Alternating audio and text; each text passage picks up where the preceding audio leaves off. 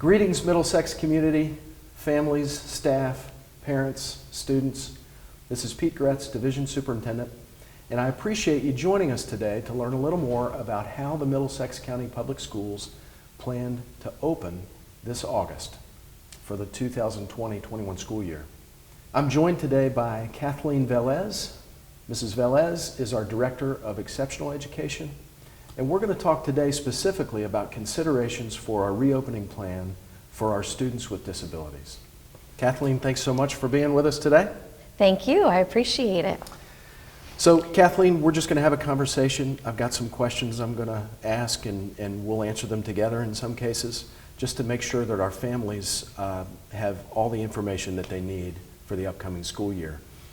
Our plan right now is to open school on August 24th using a couple of different options for parents. We've got a hybrid model of instructional delivery where students basically come 2 days a week and they learn by remote 3 days a week. And parents will also have the option to choose a fully remote option. And I know that our families have a lot of questions about what that's going to look like. Before we get into the details of what our parents of students with disabilities can expect, can you just get us all on the same page? When you're the Director of Exceptional Education, what are we talking about with exceptional education? Who are the students that we're talking about today? So students with disabilities are those who have gone through the process of being determined eligible for special education services. That would be students who have a speech-language impairment, a student with a specific learning disability, maybe a child with autism, or our children who receive accommodations under Section 504. So Kathleen, with either remote, fully remote, or the hybrid model, how are the schools going to meet the unique needs of these students with disabilities? So the unique needs are met based on a child's individualized needs. So it would all go back to the IEP and what type of services they require and what those accommodations would look like, whether it's in classroom face-to-face or hybrid and being done remotely. It's all personalized based on their disability. Okay, thank you. If I choose the hybrid model, how many days a week will my child actually come to school for in-person learning?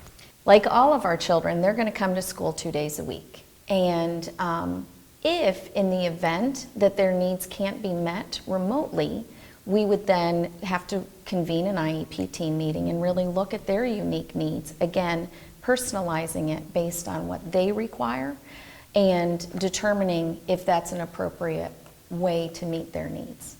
So what services will my child with disabilities, what services will my child actually get during hybrid learning, remote learning?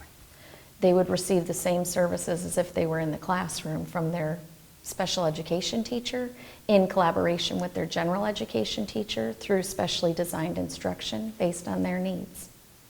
So what if as a parent, I don't like the hybrid model and I don't like remote learning? What if I want my child to come to school more than the 2 days a week for in-person learning?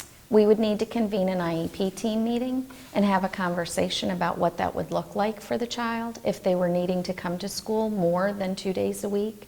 And we would really look at what kind of services cannot be provided remotely. Let me switch gears and ask a question I know that I've heard among some of our families.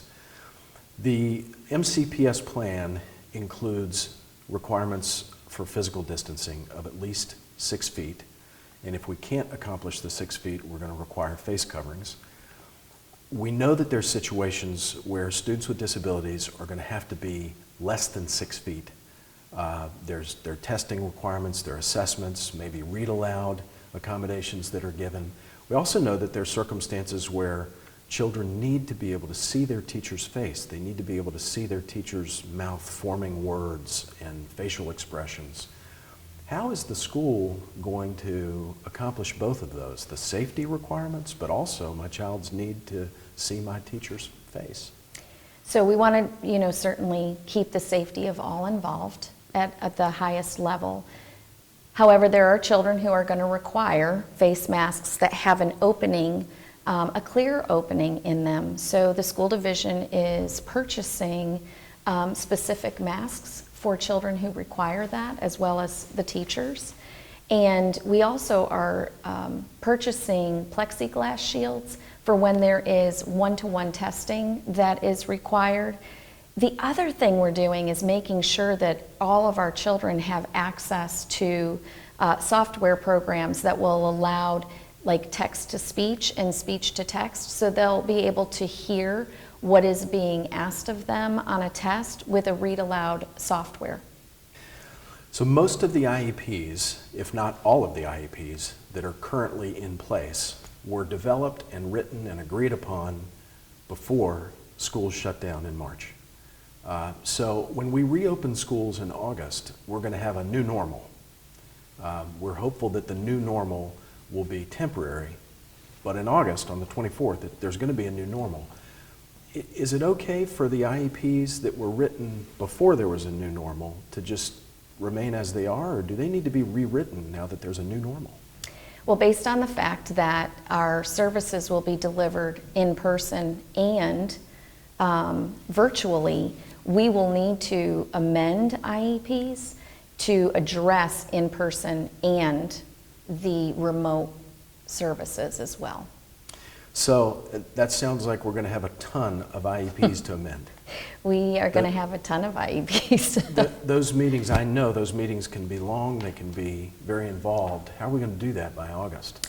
So if we can, with the parents' permission, agree that we can do an amendment virtually with consideration of all of the parents' input, we will do amendments without full in-person meetings.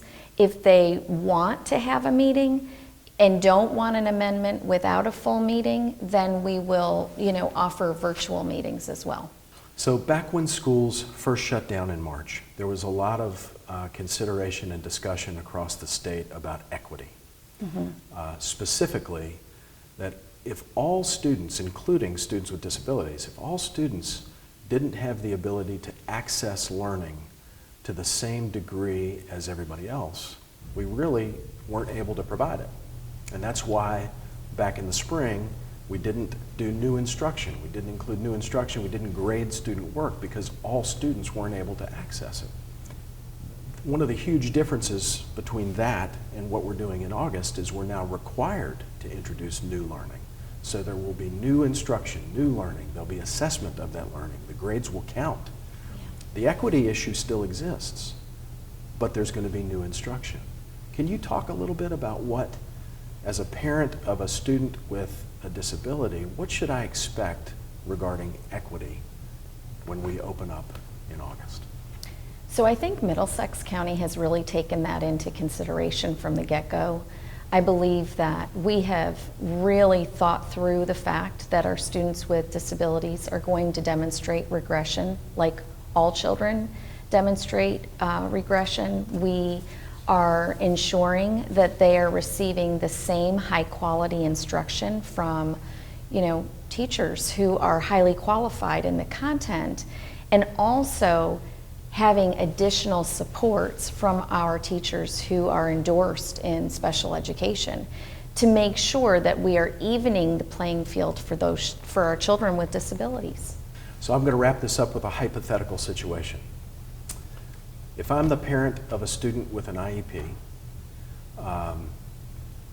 during this past spring, when schools were shut down, for a variety of reasons, my child had academic gaps before the shutdown, they got worse. Let's say that I didn't have great access to the internet. There were accommodations that my child had in his or her IEP that weren't able to be met this past spring. There was no new instruction. My child just wasn't able to continue learning during the spring, and now there's going to be some academic gaps. I'm not a certified teacher. My child's only going to be able to come to school 2 days a week. How in the world are we going to get my child back on track academically? So that's a great question. All children are going to demonstrate gaps. All children are going to need the instruction delivered, and all children, it's going to take longer to catch them up. I don't expect that all of our students are going to be right where they left off when they come into school, and I expect all children are going to need more time, and it's not going to happen in just 6 months to a year. It's going to take time to catch up. Again, we want to make sure that for special education, we level that playing field for our students, and that we provide them what's appropriate and what is necessary to level the playing field. But keep in mind that, you know, even though as parents we haven't all gone to school to be teachers, you are your first teacher to your children. And so I think just knowing that special education teachers, general ed teachers are specialists. They're going to do everything they can for our students, but we always want to keep the safety first and foremost. Yeah, that's a great reminder. Sounds like a ton of communication, Yes. strong partnerships with our families, and considerations for the unique needs of kids, a lot of personalized, individualized work with our students. Well, and keeping in mind too that, you know, we've got to see where the kids are when they come back. So that's going to take a little bit of time. Sure. To really recognize where are those deficits. So in the beginning of the year, we'll be doing a lot of, during that in-person 2 days a week, I expect that teachers will be progress monitoring, really looking at where are the children at right now when they enter, and where do we expect them to be in 6 months. Great. Kathleen, thank you. Really appreciate you being here and answering these questions. Folks, we know you have a lot more questions than just these. We're going to continue to push out a lot of information to our families, and we're going to continue to have opportunities for you to engage with your child's school, to engage with us. If I can be of service to you, please don't hesitate to call us. And thanks again for tuning in today.